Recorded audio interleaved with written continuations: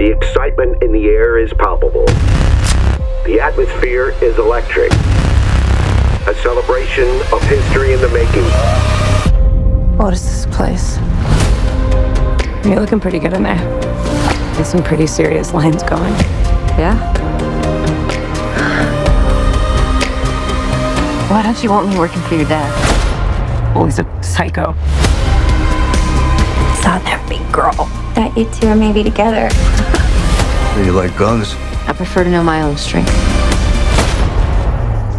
That's not what I'm paying you for. If you touch her, I'm gonna tell them everything you ever did. Are you threatening me?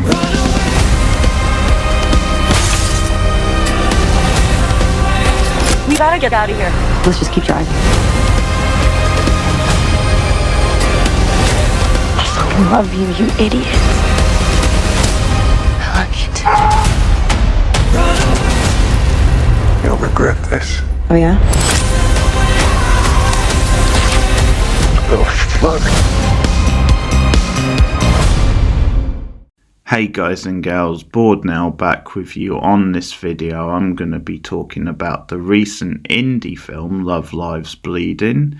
It's the new release from Rose Glass, whose last film was the horror movie St. Maud, a film I've not reviewed on the channel, but I can say I do give it a big thumbs up and recommend it a lot. You should go and check out St. Maud if you haven't seen it. Think it was her debut as well, so that makes it even more impressive how good that film was. So follow up to that, a very different kind of film, which I'll describe as I go along, but just to warn you, there will be some spoilers in this review.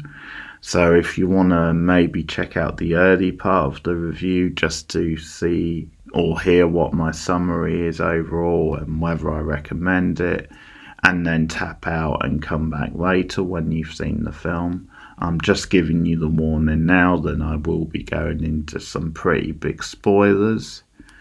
And also, if you could just like and subscribe if you're new to the channel and you're liking this video and want to see more of this kind of stuff. Also, you can leave a comment if you have seen the film, letting me know what you think of the film.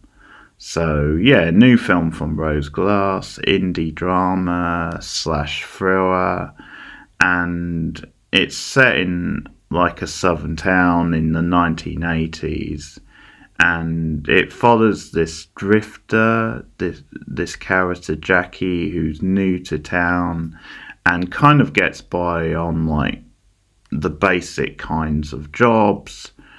But one night when she's working at a club, or when she's hanging out at a club, she forms a bond with another girl who's played by Kristen Stewart, and they start a pretty full-on and heavy relationship. But it turns out that Kristen Stewart is related to the Dave Franco character, the character who Jackie met when she first came into town, who we see a scene of them having sex in his car, and because of that, because she blows him, basically, he promises to get her a job, which he does. She gets a job working at like this ranch and this club, which is run by the Ed Harris character, and Ed Harris is the father of Kristen Stewart, and also the Jenna Malone character who plays the sister, and the Jenna Malone character is married to the James Franco character, the Dave Franco character, sorry. So there's a couple of links there, but what the movie is really about, apart from their relationship, is the Jackie character is really into like bodybuilding and kind of that kind of thing. So she gets hooked on drugs, steroids, and is desperate to consistently have the best physique and to push herself, and to really has the drive to constantly perform and be in that kind of a world. And things just get more complex as the movie goes on because of their relationship and the stuff that comes out. Because at one point, the Kristen Stewart character, I think her name was Lou, I forget now, but she finds out that Jackie knew Dave Franco's character previously, and the stuff then develops from there. Dave Franco is abusive towards the sister, the Jenna Malone character, and things just get complicated from there because also with Jackie working for the dad, the Ed Harris character, and some of his seedy, underhanded stuff, and things just go from there really as tensions come to a head in the middle of the film. So, as I said, it's partly looking at Jackie and the relationship, but then partly you get this thriller-style plot of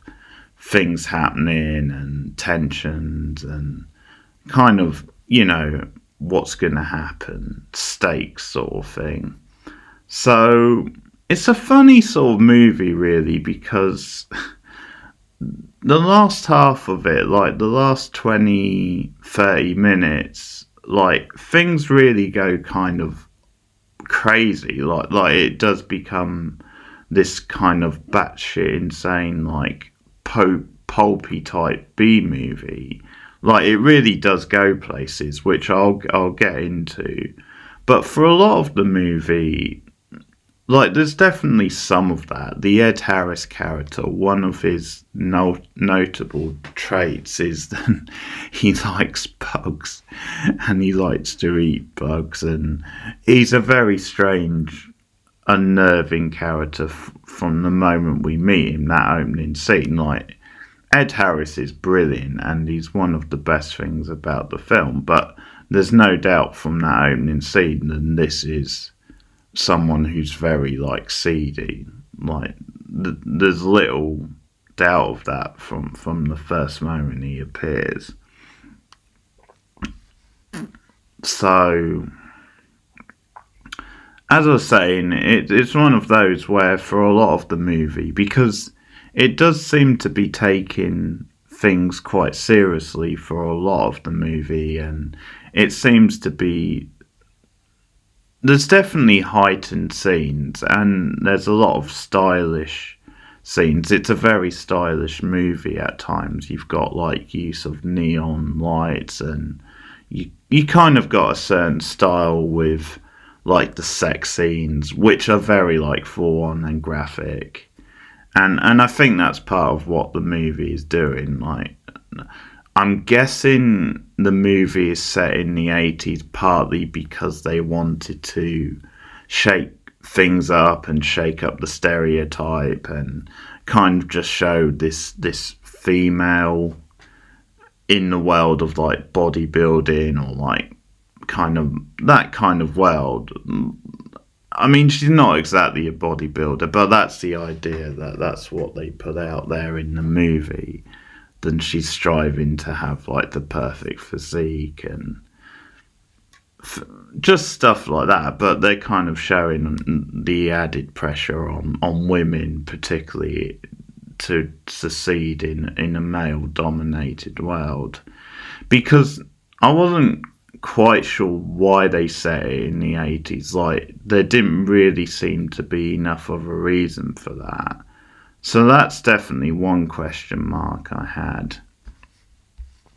So, I mean, to really sum up my thoughts, I'm a little disappointed with this. And I think part of it is there's just certain films where no matter how many good things are in the film, and there's plenty of good things to this movie, including that wild end, which I'll never forget, but just sometimes it just doesn't add up and it doesn't connect with you. And one thing I would say about this movie is that it's a little too try-hard. It feels a bit like they're trying too hard to be this kind of out there, edgy, like cool style indie movie. It just feels like it's doing that stuff a bit too hard, like it's pushing it in your face. Whereas I never really thought that with St. Maud. But with this movie, that stuff did stand out, and it was being a bit try hard. One thing that I thought was distracting too is you've got Clint Mansell who's doing the music, and he's very good. Like he always does a lot of synth based music, and the music is good in this. So this comes off as a little bit of a weird complaint, but I don't know, I just got vibes of, yeah, we've kind of seen this style before, or we've heard this kind of synth type score before, and it was giving me Drive feels as well. I can't remember who did the score for Drive. It might have been Clint Mansell, actually, but I'm not sure. I can't remember if it was him or someone else, but I was definitely getting Drive vibes from some of the style and mood of this, because also that was a little bit similar in the way it was quite a gritty drama at times, but also you had pulpy stylized moments as well. So I was getting quite strong Drive vibes, and that was a bit distracting. And at least on the first watch of this, I would say I prefer a movie like Drive to this.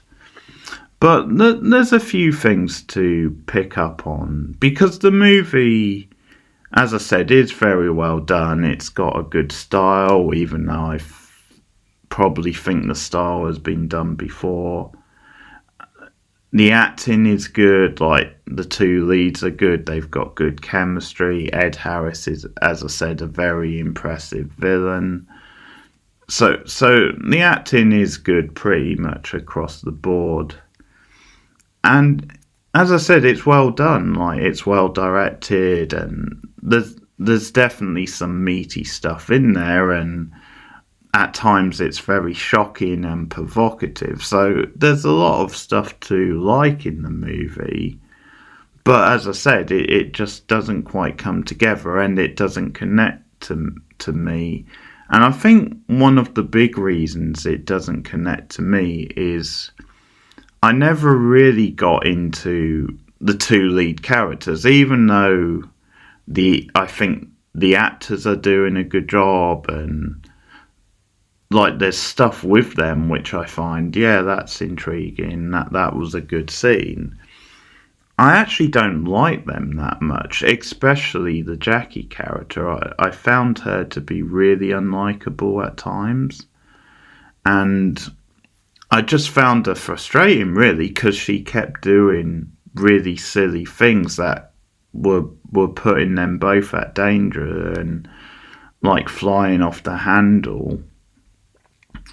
And yeah, I just found her quite frustrating, and they were pushing this whole like anti-steroids thing, and this is why I find the 80s setting a bit weird, because obviously steroids were a big thing in the 80s, and so it does feel relevant. But my point is, when you're watching this in 2024, there needs to be a bit more of, okay, that's a hot topic now, like we're seeing it through the lens of today, and yeah, that's a good point to be making. That's a good theme to be bringing up. But you know, steroids nowadays,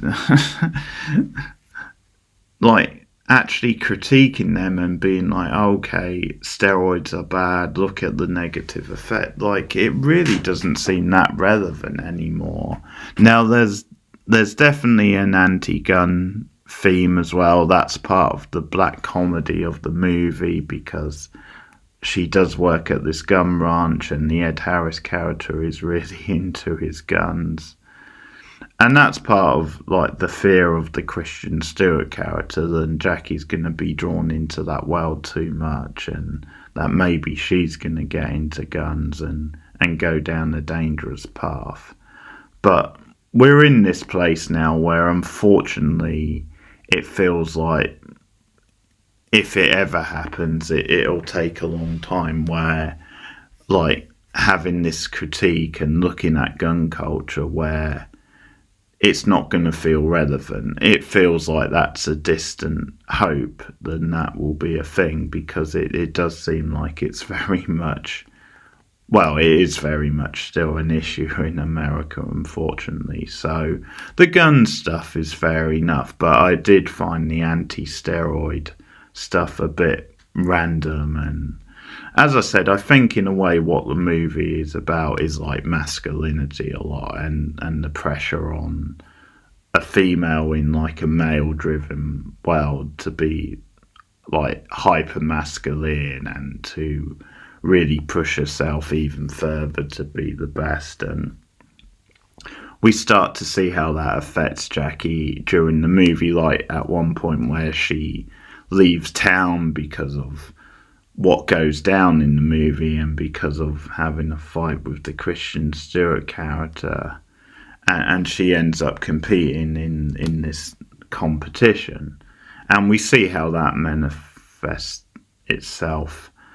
But that is a good example of one of my problems with the movie, because some of the metaphor and some of the visuals of the movie is just too sloppy and like too on your nose, too blunt, because that scene is one of my least favourite scenes, because the whole idea is that she's on stage and she's in this tense competition, but she's basically running from her problems and running from what she's done, which, again, going into spoilers, but she brutally kills the Dave Franco character, because when things escalate and he hospitalizes the Jenna Malone character, Jackie flies off the rails and goes and kills him, which then creates problems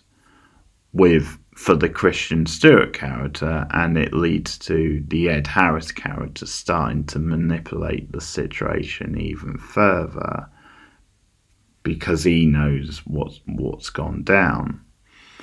But anyway, as I was saying, this scene on stage, Jackie starts to see the Kristen Stewart character and like has flashes, and she basically, it's like a visual of her spitting her out on the stage, spitting Lou out on the stage, and like Lou says something to her, something like, "Did you think you could run?" or that kind of thing.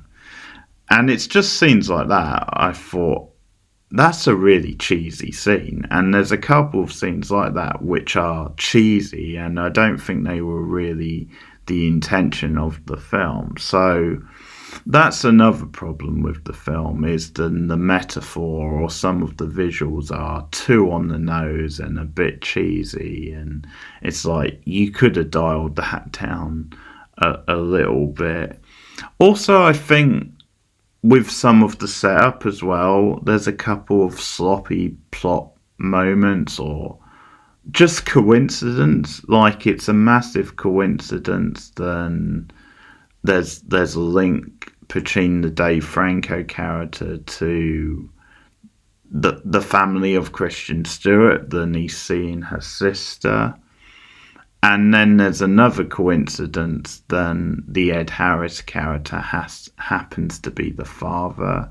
So that's two coincidences in the same family. Also, Ed Harris, who we know is getting on a bit in years now, like he's in his 70s, I'm pretty sure, at least.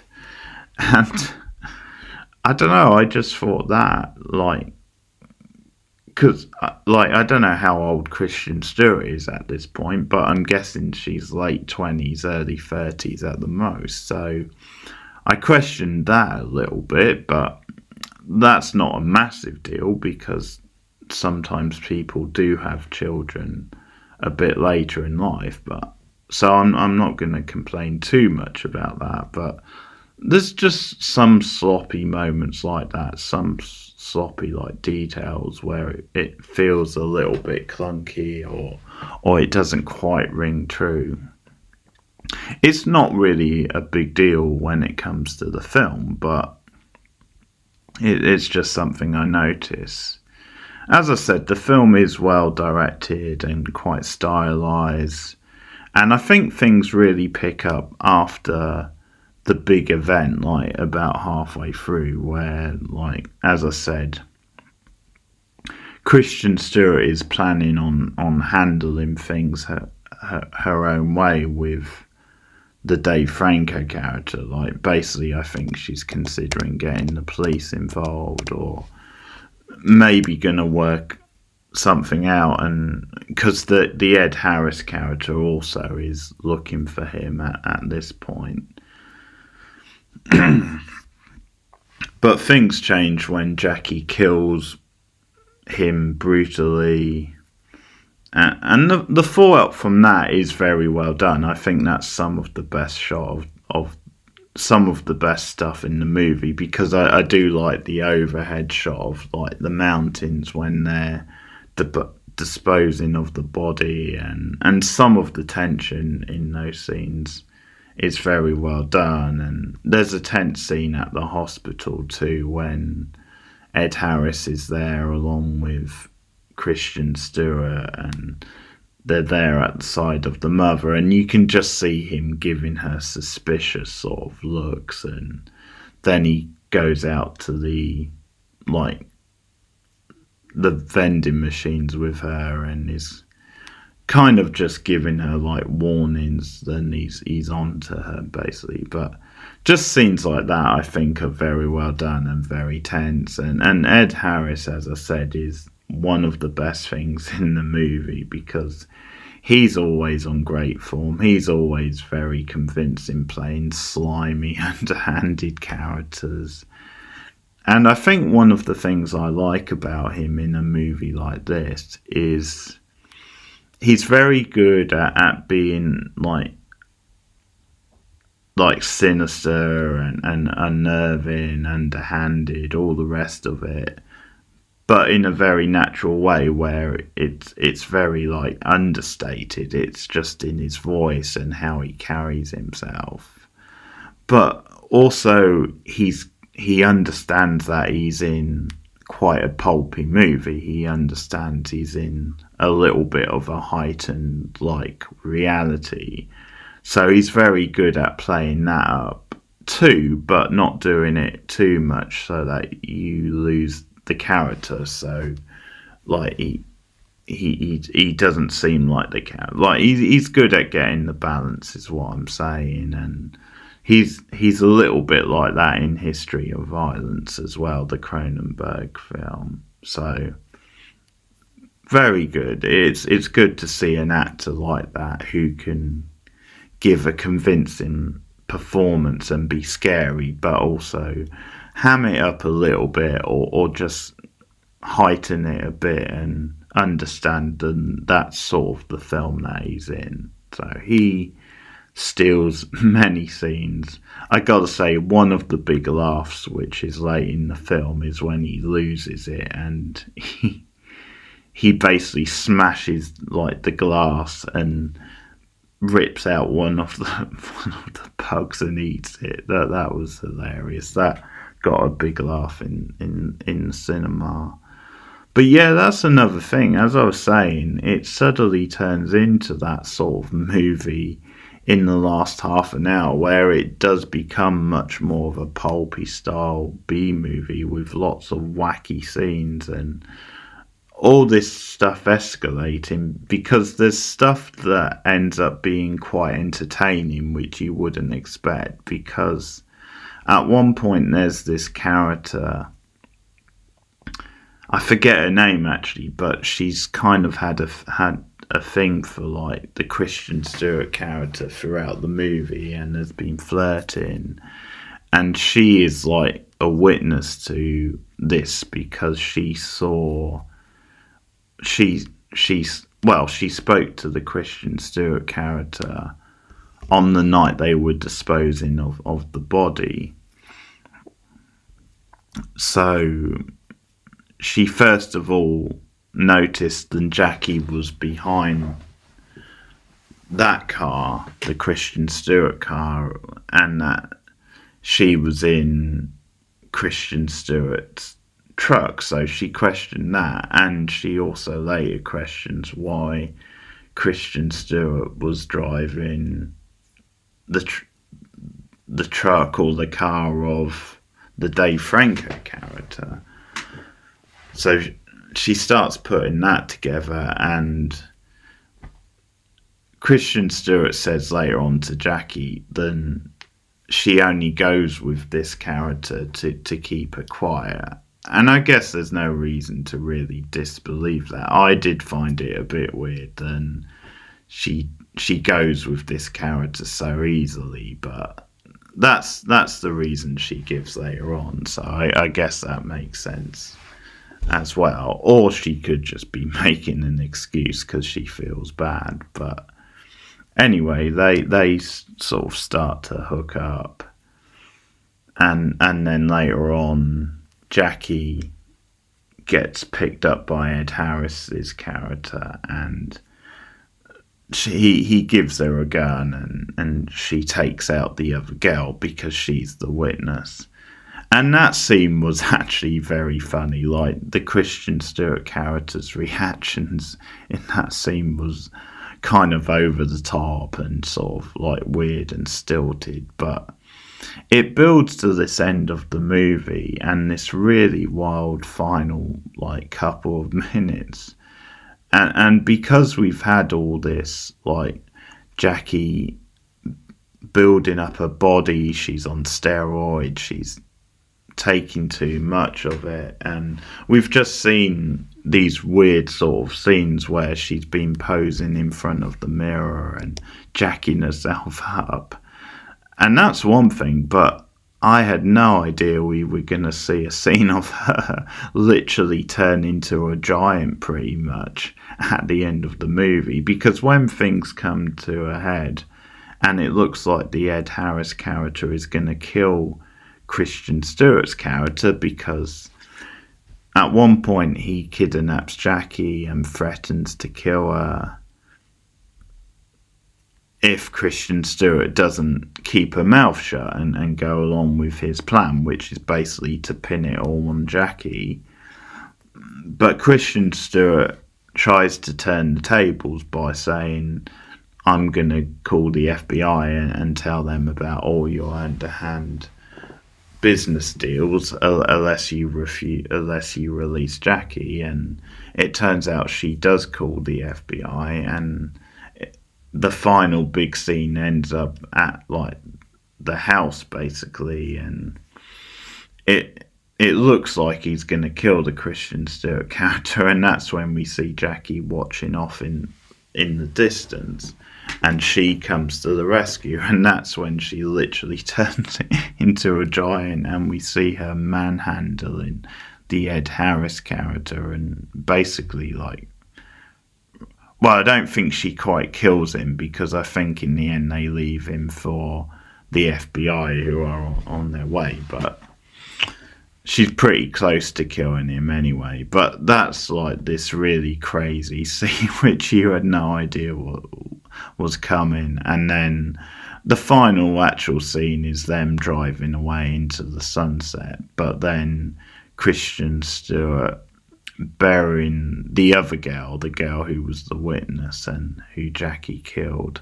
Although there's this weird sort of moment where she still seems to be alive, and you've got the Kristen Stewart character smothering her. Or was that meant to be the mother? I don't know, because they had similar. I got the impression it was the other girl, but maybe that's just in the character's head, I'm not sure, but that's kind of like over the credits, like her sort of burying it, and you've got this kind of cheerful music as they're like obviously starting a new life together. But Yeah, as I said, it is a wild ending, and I do appreciate that because it's definitely an ending you're not going to forget. And because I was a bit hit and miss on the film overall, I do appreciate that it had such a wild ending, but at the same time, it does seem to come out of the blue. Like, you seem to have this really wacky last 20, 30 minutes, which I did quite enjoy. It gave me a few laughs, but it didn't really feel like the same film. I mean, maybe it was always meant to be that kind of a movie, but for a lot of the movie, it didn't really feel like that. And as I said, I think a big problem is then I never really liked the Jackie character. And I did find the whole thing with her being obsessed with steroids, being obsessed with like having the best physique possible, and even though I can see what they're doing with that, like the masculinity stuff, I don't know, like it just didn't really interest me, and I never really warmed to her character. And because of that, I never really cared that much about the relationship with her and Christian Stewart. So that was definitely a problem. So unfortunately, the film did leave me a bit cold overall. Like, it just didn't hit me like I was hoping. Again, I can't say it's a bad movie because it is quite well done. There's a style to it. The acting is good. I like the music. And there's definitely things in it, like the ending, for example. So I'm not going to say it's a bad film, but I think it is just one of those movies where, like, for whatever reason, it didn't really grab me. Like, and there was a bit of a problem with not liking at least one of the main two characters. So I'm going to give it 6 out of 10. Like, I can't really go lower than that because there's, as I said, there's a lot of good things to it. But because I wasn't pulled in for a lot of the movie, and I think, again, it just felt a bit distracting, and maybe it's one of these indie movies that are just trying a bit too hard to be kind of edgy or cool or out there, and it did feel a bit try hard. So 6 out of 10 is where I land. I think I probably would rewatch it, so it could go up on a rewatch, but at the moment I'm a bit disappointed, especially because I really like St. Maud. So that's Love Lives Bleeding. My thoughts on it anyway. Let me know your thoughts in the comments below. Like and subscribe as always. Share me out on social media. Look out for more film reviews coming up on the channel and TV reviews, and you can also support the channel at patreon.com/borednow. But thanks for listening. Goodbye.